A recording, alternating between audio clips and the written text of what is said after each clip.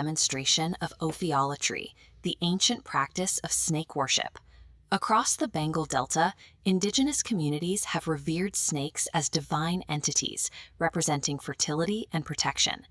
At the center of this animistic tradition sits Manasa, the fearsome goddess of serpents and poison.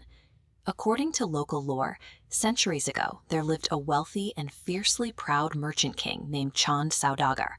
He was a devout follower of the god Shiva, and he outright refused to offer even a single prayer to the snake goddess. Insulting a deity of venom carries severe consequences. In a brutal display of power, Manasa dispatched her serpents to assassinate Chand's first 6 sons, striking them down one by one with fatal snake bites. Eventually, Chand had a 7th son, Bala Lakhindar, but the court astrologers delivered a terrifying prophecy.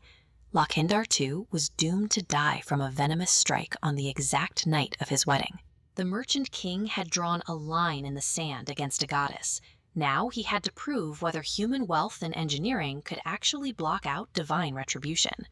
When Lakhindar came of age, Chand arranged his marriage to a woman named Bihula. She was renowned across the region, possessing immense beauty matched only by her unwavering devotion and spiritual discipline.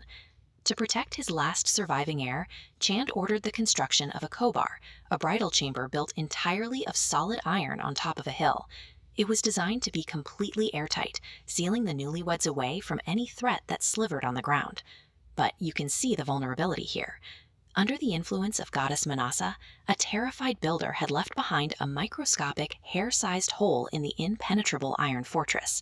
At the stroke of midnight, a manayar, a highly venomous snake, slipped through that exact crevice and bit Lakhindar.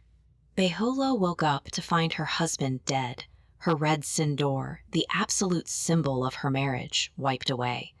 A powerful king tried to outsmart fate with thick metal walls and heavy spending. It failed. Now, the burden of confronting the finality of death fell entirely on the raw spiritual endurance of his young widow. In the cultural traditions of this era, victims of snake bites were not cremated. Because venom was thought to suspend the soul in a state between life and death, their bodies had to be set adrift on the local rivers. Typically, the widow would stay behind and mourn. Behula refused. She flatly rejected the social expectations of her time, vowing to accompany her husband's body into the unknown and physically retrieve his soul from the afterlife. She quickly gathered the trunks of local banana trees, lashing them together to construct a fragile makeshift raft known as a bela. This is what that terrifying voyage looked like. Behula floated down the churning river for months, exposed to the elements, refusing to step ashore even as Lakhindar's body slowly decayed down to a bare skeleton.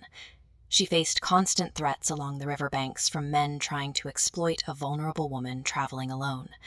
Yet local legends say her Sati aura, a protective divine energy generated by her extreme devotion, physically blinded anyone who tried to harm her. This river journey pushed past the limits of physical survival. It became a grueling, unyielding test of a mortal woman's spiritual endurance against the crushing forces of nature and decay. Finally, the current carried the raft to a sacred ghat where Neta Doben, the heavenly washerwoman, was working. Neta immediately recognized Bihula's spiritual purity and guided her straight into the divine realm. Holding the skeletal remains of her husband against her chest, Behula crossed the threshold into Swargalok, the realm of the gods, a nearly impossible achievement for a living human. Standing before the divine assembly, she channeled her months of grief and love into a massive cosmic dance. The performance was so emotionally raw that it brought Lord Shiva and goddess Parvati to tears. Moved by her devotion, Shiva intervened. He commanded goddess Manasa to restore Lakhindar's life.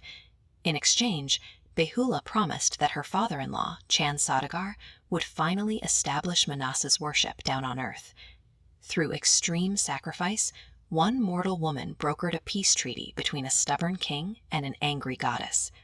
Lakhindar drew breath again, the 6 older brothers were brought back to life, and Chand's lost wealth was completely restored. Most mythological epics end right there, in the clouds. But Behula's journey actually left a tangible physical footprint that you can still visit today. On this map, you'll find the village of Sangrampur in Nepal's Sarlahi district, the geographical anchor for the legend. Zooming closer, we see the exact archaeological sites, including ancient caves and mysterious tunnels where Behula meditated. The grounds are also marked by 3 sacred ponds, Kajartoy, Senyortoy, and Chowertoy. According to local lore, these are the precise bodies of water where she prepared her rice and vermilion before offering prayers to Bola Baba. The physical geography of Sangrampur acts as a living cultural bridge. It seamlessly blends Nepali, Maithili, and Bhojpuri traditions into a shared regional reverence for the divine feminine. Despite the massive cultural and historical weight of this epic, the Sangrampur site currently sits largely ignored by governmental authorities, lacking the infrastructure it needs to survive. Yet, the local community refuses to let the legacy fade. Every 3 years, they host a vibrant Malamas fair, drawing pilgrims from across the region to keep Behila's devotion alive. We can't let historical treasures like this disappear from the map. Help us protect this story of feminine strength by sharing this video, and sound off in the comments below with Jai Sati Bihula Mata. Video मन परेमा like र share गर्नुहोस्। यस्तै जानकारीका लागि पेजलाई फलो गर्नुहोस्। हेर्नुभएकोमा धन्यवाद।